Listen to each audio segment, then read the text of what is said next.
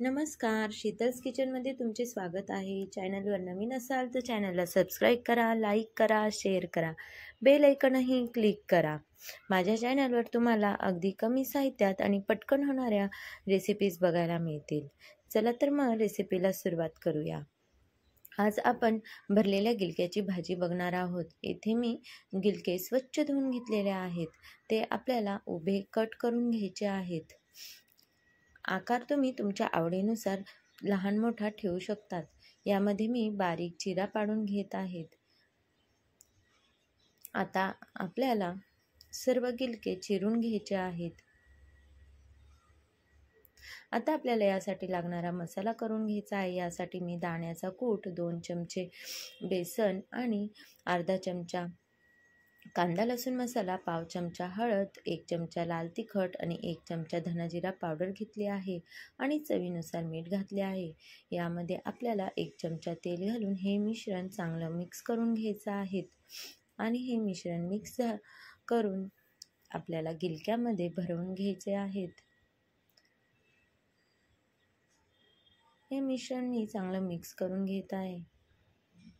आता हे आपल्याला गिलक्यामध्ये भरायचे आहेत.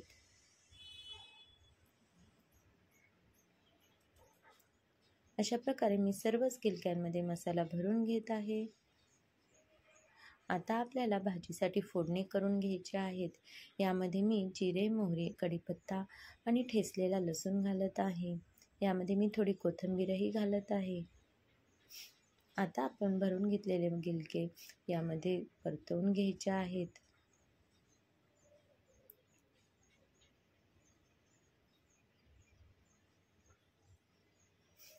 हा मसाला आपल्याला नंतर भाजीत घालायचा आहे.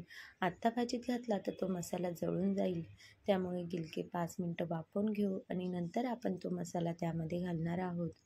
5 मिनटं झाकण ठेवून मी वाफवून घेतला आहे. आता हा मसाला मी त्यात घालून चांगले परतवून घेत आहे.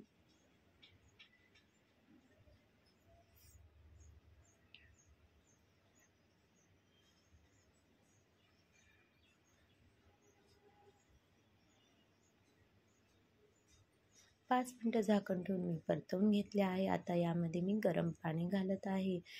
भाजीची ग्रेव्ही कितपत ठेवायची हे तुमच्यावर आहे. त्यानुसार तुम्ही यामध्ये पाणी घाला आणि गिलकं शिजायला वेळही जास्त लागत नाही. त्यामुळे पाणी तुम्ही थोडं कमीच घाला. आपली भाजी शिजून तयार झालेली आहे. तर कशी वाटली रेसिपी कमेंट करून नक्की सांगा. अगदी झटपट होणारी ही रेसिपी आहे. घाईच्या वेळेत तुम्ही अशी भाजी करू शकता आणि तुमचा वेळही वाचवू शकतात. चला तर मग चॅनलला सबस्क्राईब करा, लाईक करा. रेसिपी बघितल्याबद्दल धन्यवाद. परत भेटू एका नवीन रेसिपीसोबत.